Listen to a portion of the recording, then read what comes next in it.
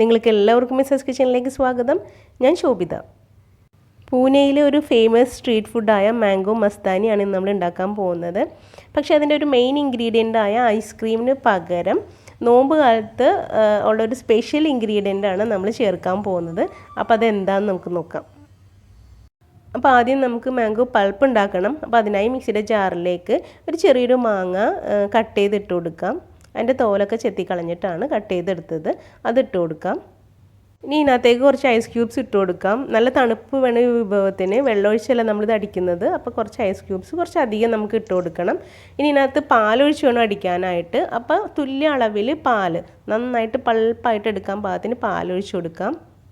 അപ്പോൾ പാലൊട്ടും കൂടി പോകരുത്, അധികം ലൂസായി പോകരുത് പൾപ്പ്. അപ്പോൾ എനിക്ക് അരക്കപ്പ് പാൽ മാത്രമേ ആവശ്യം വന്നുള്ളൂ.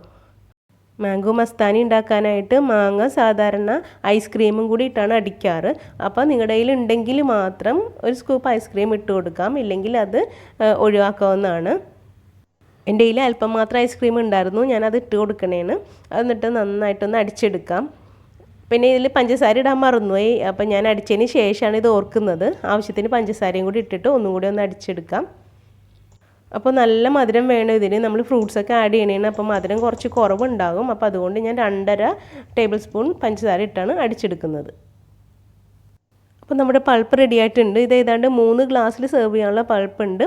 ഇനി നമുക്ക് കുറച്ച് ഫ്രൂട്ട്സാണ് ആവശ്യം. സാധാരണ മാംഗോ മസ്താനി ഉണ്ടാക്കാൻ മാങ്ങ മാത്രമാണ് ഇടാറ്. നമുക്ക് നോമ്പായത് കാരണം കുറച്ച് വീട്ടിലുള്ള ഫ്രൂട്ട്സും കൂടി ഇടാം. അപ്പോൾ എൻ്റെ കയ്യിൽ കുറച്ച് ആപ്പിളും പിന്നെ ഞാലിപ്പൂവും പഴം ഉണ്ടായിരുന്നു. അത് രണ്ടും ഞാൻ കട്ട് ചെയ്തെടുത്തിട്ടുണ്ട്. അപ്പോൾ രണ്ടും ഒരു ഈക്വൽ അളവിൽ 2 ഗ്ലാസ്സിലായിട്ട് നമുക്ക് ഇട്ട് കൊടുക്കാം. അപ്പോൾ മെയിനായിട്ട് മാങ്ങ തന്നെയാണ് വേണ്ടത്. മാങ്ങ കുറച്ച് അധികം നമുക്ക് ഇട്ട് കൊടുക്കാം. എന്നിട്ട് ബാക്കിയുള്ള ഫ്രൂട്ട്സ് എന്താണോ നമ്മുടെ കയ്യിലുള്ളത് അത് ഉള്ള പോലെ ഇട്ട് കൊടുത്താൽ മതി.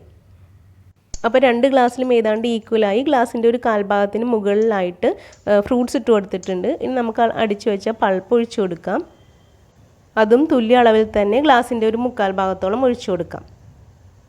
ഇനി ഇതിൻ്റെ മുകളിലായി സാധാരണ ചേർക്കാറുള്ളത് ഐസ്ക്രീമാണ്.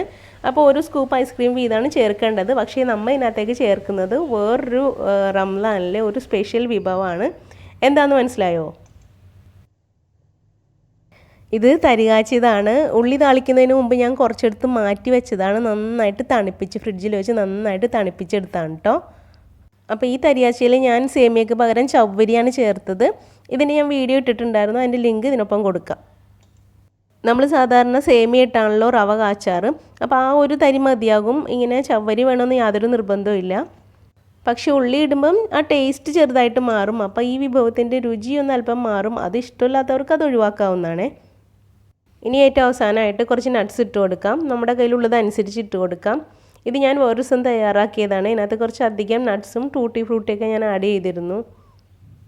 അപ്പോൾ നിങ്ങളും 2 മെത്തേഡിലും മാംഗോ മസ്താനി ഒന്ന് ഉണ്ടാക്കി നോക്കണേ. ഐസ്ക്രീം ഇട്ടും ഐസ്ക്രീം ഇല്ലാത്തവർ തരി കാച്ചിതിട്ടും ഒന്ന് ഉണ്ടാക്കി നോക്കണം. എന്നിട്ട് നിങ്ങളുടെ അഭിപ്രായങ്ങളും നിർദ്ദേശങ്ങളും തീർച്ചയായും കമൻറ്റ് ബോക്സിൽ അറിയിക്കണം.